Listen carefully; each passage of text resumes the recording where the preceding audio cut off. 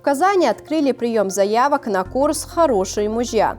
Он разработан, чтобы помочь молодым парням на пути к созданию крепкой семьи по канонам ислама. Как отметили в муфтияте Татарстана, участники курса приобретут достоверные знания о браке, а также поймут, как выбрать праведную спутницу жизни, как стать любимым и уважаемым главой семьи, а также как правильно разрешать конфликты. Организатором выступает Духовное управление мусульман Татарстана. В крымском селе Войково начали строительство мечети после 30-летнего ожидания. Как рассказал местный житель, многие годы мусульмане совершали коллективные молитвы в небольшой комнате. Однако уже совсем скоро у верующих появится новая просторная мечеть. В настоящее время строители готовятся к заливке фундамента будущей святыни. В Махачкале началось строительство мечети в память о погибших на специальной военной операции.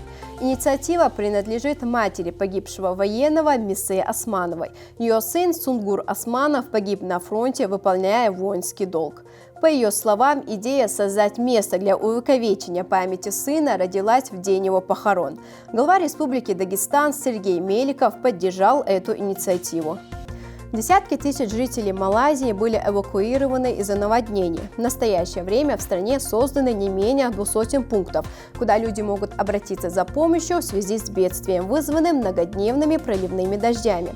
Ранее сезонные ливни, вызвавшие наводнения, обрушились на Пакистан, где жертвами стихии стали несколько сотен человек.